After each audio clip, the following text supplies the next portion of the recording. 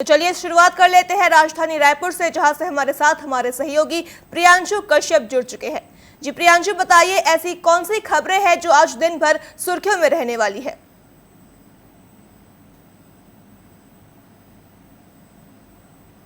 जो ऑपरेशन चलाया जा रहा है बीते 48 घंटों से, जो नक्सलियों के साथ जो मुठभेड़ जारी है जिसमें 5 नक्सलियों को ढेर होने की पुष्टि हुई है और जो है 48 घंटों से जो 3 राज्यों के जो जवानों के साथ जो ऑपरेशन किया जा रहा है, तकरीबन 3000 जवानों ने जो बस्तर और कांकेर एरिया का जो अंदरूनी एरिया इलाके में जो है पूरे पहाड़ी एरिया को घेरा हुआ है और उसके बाद जो है नक्सलियों के साथ अभी भी मुठभेड़ जारी है। और ये बताया जा रहा है कि जो अब तक का सबसे बड़ा नक्सली मुठभेड़ होगा, क्योंकि जिस तरीके से केंद्र की सरकार और राज्य की सरकार, केंद्रीय गृह मंत्री अमित शाह ने 2026 मार्च तक नक्सल मुक्त जो है बस्तर का संकल्प लिया है, वो अब पूरा होता हुआ नजर आ रहा है। और लगातार अमित शाह इस पर नजर भी बनाए हुए हैं, लगातार वो बस्तर के दौरे पर भी रहे हैं और इस पर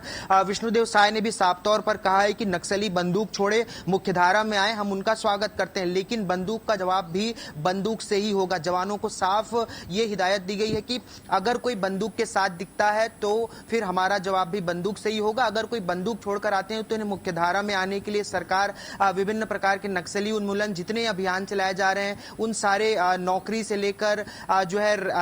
आवास योजना, तमाम जो योजनाएं हैं सरकार की, वो उनको दिया जाएगा। लेकिन अगर वो नक्सलवाद की धारा से ही जुड़कर रहना चाहते हैं तो फिर उनके भी जवाब में जो है बंदूक से ही दिया जाएगा। तो इस तरीके से जो नक्सल ऑपरेशन हो रहे हैं और मार्च 2026 ज्यादा समय भी नहीं है, तो ऐसे में जो नक्सल ऑपरेशन है वो अब जो है बड़ी तेजी से हो रहा है, ये कह सकते हैं, क्योंकि कांकेर के जिस एरिया में हो रहा है वहां पर जो है तेलंगाना के भी जवान जो है मौजूद है। अगर ज्ञात होगी पिछले जो है सितंबर में अमित शाह ने जो है 7 राज्यों के जो डीजीपी और जो सुरक्षा के अधिकारी थे उनकी बैठक ली थी और जिसमें साफ तौर से उनको हिदायत दी थी कि हम सबको मिलकर लड़ना पड़ेगा ये नक्सलवाद की लड़ाई जो है, जिसमें 7 राज्यों की अहम भूमिका निभाई जा रही है जो नक्सलवाद से पीड़ित हैं, चाहे वो उड़ीसा हो, तेलंगाना हो, आंध्र प्रदेश हो या फिर छत्तीसगढ़ की बात करें, क्योंकि सबसे ज्यादा नक्सलवाद जो है नक्सली इन्हीं रास्तों से घुसकर अंदर प्रवेश करते हैं, चाहे वो जंगलों के माध्यम से हो या फिर सड़क मार्गों से। उन्हें रोकने के लिए कहीं ना कहीं सभी को एक होना पड़ेगा और उसके बाद बस्तर को मुख्यधारा में जोड़कर देखा जा सकता है, बस्तर के लोगों को मुख्यधारा में जोड़कर लाया जा सकता है। तो इसी को देखते हुए जो है सबसे बड़ा सर्च ऑपरेशन अब तक का जो है छत्तीसगढ़ के बस्तर में और कांकेर में अब होता हुआ दिखाई दे रहा है। और कितने घंटे तक और चलने वाला है ये कहना अभी मुश्किल है, लेकिन ये मान के चलिए कि सबसे ज्यादा जो है नक्सली यहीं पर ढेर होने वाले हैं या फिर आत्मसमर्पण करते हुए भी नजर आ सकते हैं। जी सिल्वी।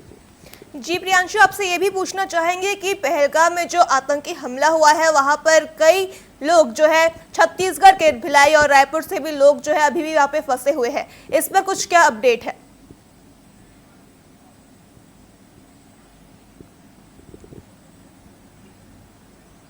बिल्कुल, देखिए जिस तरीके से पहलगाम में जो आतंकी हमला हुआ है जिसमें जो है एक व्यक्ति दिनेश मिरेनिया जो है रायपुर के थे, उनकी भी दर्दनाक मौत हो चुकी है और 86 लोग जो है छत्तीसगढ़ के अभी भी वहां पर फंसे हुए हैं, लेकिन उन्हें किसी भी तरह से जो राज्य सरकार की मदद से, केंद्र सरकार की मदद से वापस लाया जा रहा है। सीएम साय ने भी इस पर कहा है कि पहल की जा रही है, वहां के जो सुरक्षा अधिकारी है उनसे हमारी बात हुई है, जितने यहाँ के पर्यटक गए हुए थे वो पूरी तरह से जो है सेफ है, सुरक्षित है, अब घबराने की कोई बात नहीं है। और जो पहलगाम जो क्षेत्र था, जो एरिया था, वहां पर जो है सुरक्षा बल बढ़ा दिए गए हैं, लगातार जो है हेलीकॉप्टर से भी मॉनिटरिंग की जा रही है, ड्रोन से मॉनिटरिंग की जा रही है। तो जितने पर्यटक अब जो है फंसे हुए हैं, चाहे किसी भी राज्य के हो, छत्तीसगढ़, महाराष्ट्र, तेलंगाना, जिधर भी हैं, जो है सुरक्षित है पूरी तरीके से और उन्हें वापस लाने की कवायद भी शुरू की गई है। केंद्रीय गृह मंत्री अमित शाह ने भी साफ हिदायत दी है कि उनके जो पर्यटक फंसे हुए हैं उनकी सुरक्षा की पूरी जिम्मेदारी की जाए, उन्हें प्रॉपर जो है सुरक्षित वे में जो है वापस उनके घर तक पहुंचाया जाए। तो ये सरकार की एक विशेष पहल भी की गई है। हालांकि जितने पर्यटकों की मौत हुई है वो काफी दर्दनाक और रुलाने वाला है। आज सीएम साहब भी जो रायपुर के दिनेश मिरानिया जो जिनकी मौत हो चुकी है उनके आज अंतिम संस्कार में वो शामिल होने पहुंचे थे और परिवारों को संबल भी वहां पर बढ़ाया। वहां पर पहुंचकर गृह मंत्री विजय शर्मा भी वहां पर पहुंचे हुए थे। जी प्रियांशु, तमाम जानकारियों के लिए आपका धन्यवाद। तो ये थे हमारे साथ हमारे सहयोगी रायपुर से प्रियांशु कश्यप, जिन्होंने हमें ये जानकारी दी कि किस तरह से आज जो है रायपुर में जो खबरें आज सुर्खियों में रहने वाली है। उन्होंने नक्सलियों के बारे में बात की और इसके साथ ही उन लोगों के बारे में बात की जो पहलगाम में फंसे हुए हैं। छत्तीसगढ़ भिलाई के, रायपुर के लोग जो फंसे हुए हैं।